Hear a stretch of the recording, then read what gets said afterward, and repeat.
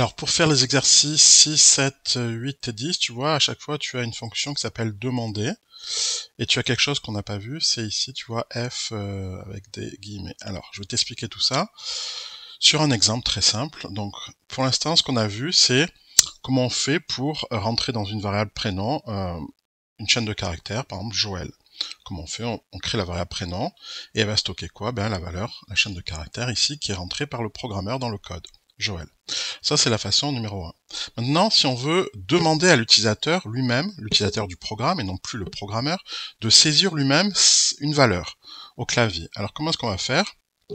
Donc, on va demander, par exemple, d'entrer son prénom et on voudrait stocker ce qui va rentrer dans une variable prénom.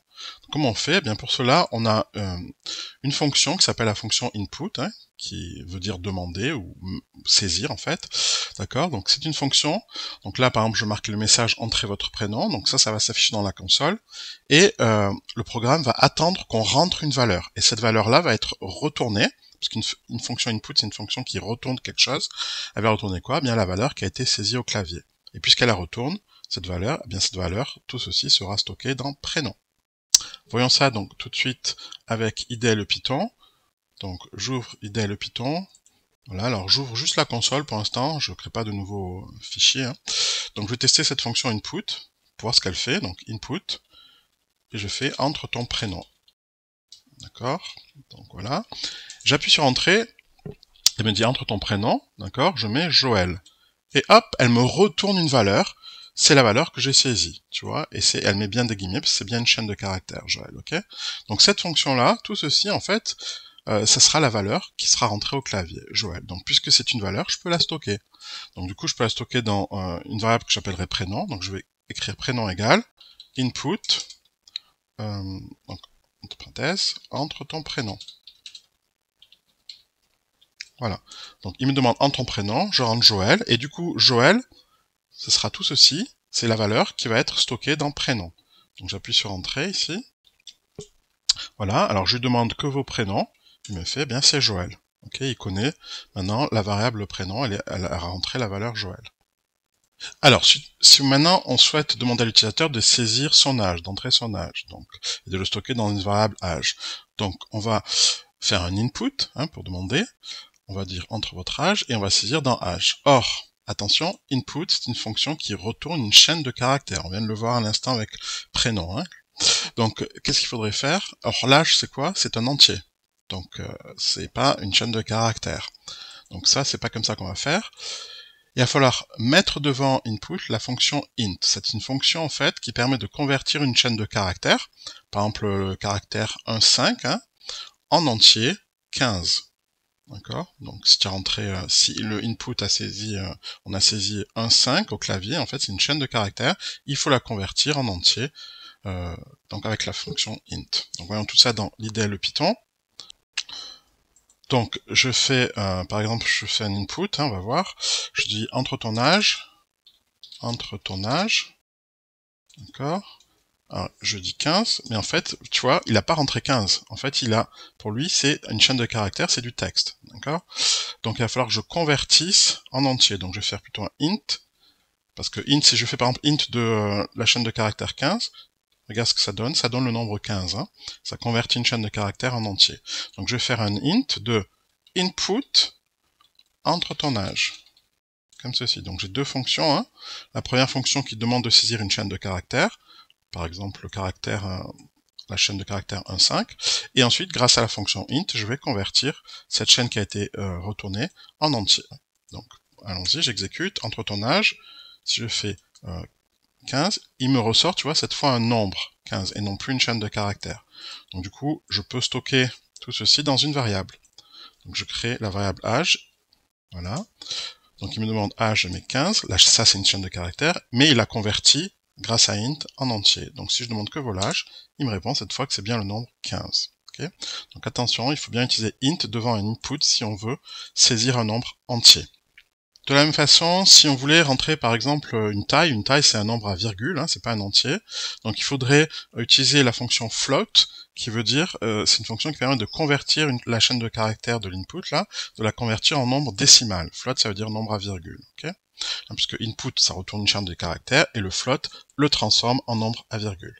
Et du coup, on peut stocker le résultat dans une variable taille. Donc voyons ça tout de suite. Dans l'IDLE Python, tiens, je fais float de 1,5.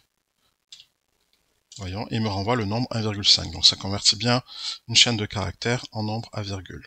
Donc du coup, je peux maintenant faire un float donc de input de entre la taille en mètres. Ok, deux points.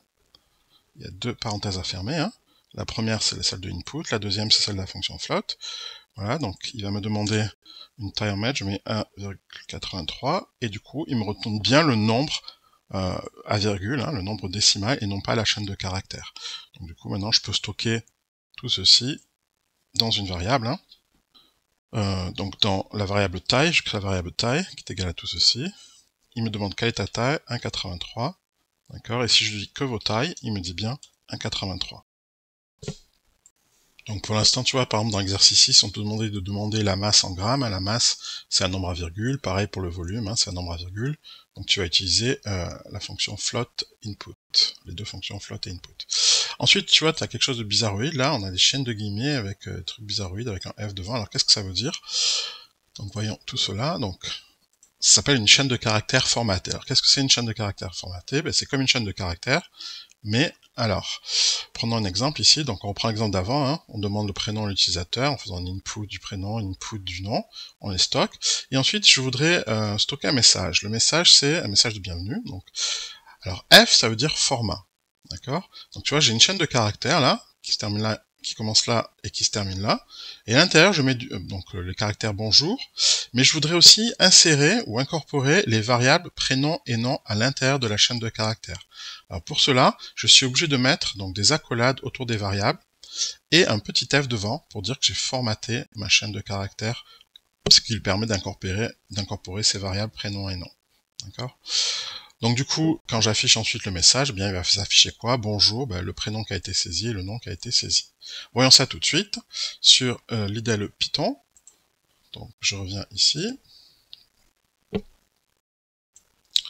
Donc je vais rentrer donc prénom égale input de entre ton prénom. Voilà. Bon, je rentre juste le prénom. Alors, je mets Joël, ok. Et maintenant, je vais faire un message, ok. Message égale.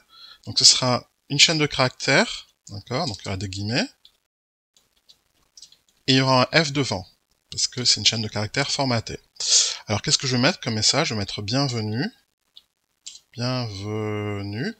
Suivi du prénom. Mais attention, si je fais juste ça, d'accord, il va m'afficher le texte bienvenue prénom.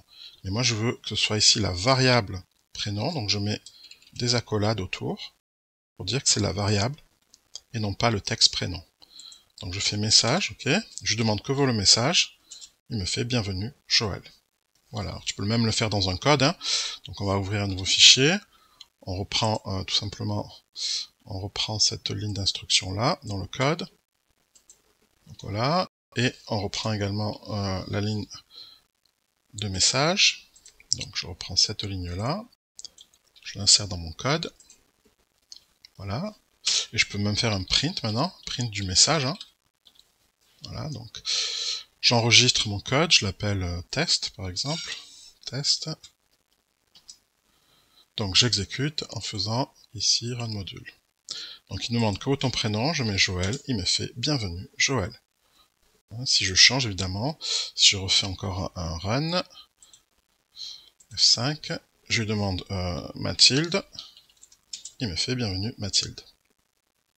Alors du coup tu as compris maintenant ce que ça veut dire, hein, ce F, guillemets, etc. Donc on va pouvoir faire cet exercice. Hein. Donc c'est un exercice très simple hein, qui permet de calculer la masse volumique hein, à partir de la masse du volume, tu vois, on demande la masse, on demande le volume. Ensuite on calcule la masse volumique ρ, alors ça, ce symbole-là, je l'ai pris sur internet, hein. Tu tapes ρ et tu copies le symbole. Et on va mettre dans cette masse volumique quoi? Ben, c'est la masse divisée par le volume, ça c'est la formule. Hein. Voilà. Et qu'est-ce qu'on veut retourner? On veut retourner un message, hein. Le message sera masse volumique égale. On incorpore la variable ρ, hein, la variable masse volumique, et ensuite c'est le texte, c'est grammes par litre. Okay, donc ça c'est la fonction masse volumique, on veut qu'elle retourne ceci. Et ensuite on affichera ce que la masse volumique a retourné. Donc on appelle la fonction masse volumique, puisqu'elle retourne un message, on va afficher ce message. Donc allons-y, donc je recopie tout ça. Hop. Je viens ici dans l'IDLE, donc je fais un nouveau fichier. Voilà. Donc je vais transformer tout ça en programme. Hein. Voilà, donc ma fonction est prête. Alors, pour définir la fonction masse volumique, donc j'écris def masse volumique, hein, 2 points. Voilà. Ensuite, je demande à l'utilisateur de rentrer la masse en grammes. Donc pour lui demander, je fais un input. Et comme c'est la masse, c'est une valeur décimale, donc je fais un float devant. Donc je dis entre la masse en grammes, ok. Attention aux parenthèses, hein. Il y a 2 parenthèses, une parenthèse là, une parenthèse là, donc il en faut 2 à la fin. Et je stocke donc ceci dans la variable masse, d'accord. Donc là j'aurais pu mettre une flèche hein, qui va dans masse. Ensuite je fais pareil pour le volume, hein, je demande le volume en litres, donc je demande entre le volume en litres, je stocke dans une variable volume. Là pareil j'aurais pu mettre une flèche pour dire de stocker dans la variable volume. Et je calcule ensuite la masse volumique ρ en faisant masse sur volume. Donc là, c'est ce que j'ai fait. Hein. J'ai fait ρ égale masse divisé par volume. Et je retourne enfin le message. Donc je fais un return, un message formaté. Hein. C'est une chaîne de caractères formatée avec le texte masse volumique égale la variable ρ qui a été calculée juste avant, suivi de grammes par litre. Voilà. Et je ferme les guillemets puisque c'est une chaîne de caractères. Donc comme cette fonction masse volumique, dès que je l'appelle, elle va me retourner quoi? Elle va me retourner un message, d'accord? Ce message-là. Donc je vais afficher ce message, d'accord? Donc elle va me demander une masse, je rentre une masse, un volume, elle va me retourner un ρ, et donc ici j'aurai une valeur pour ρ. Donc j'aurai une valeur là, et là j'aurai le texte masse volumique égale suivi de la valeur de ρ, suivi de grammes par litre. Donc si on peut exécuter le programme, allons-y, on le fait, donc j'enregistre, CTRL S, je fais F5, run, ici. Il me dit entre la masse volumique, je mets par exemple 1000, hein, 1000 grammes, et litres, alors je mets pas les unités, hein, je mets 1 litre, d'accord, c'est la masse volumique de l'eau en fait, hein, c'est 1000 grammes par litre, donc ça marche.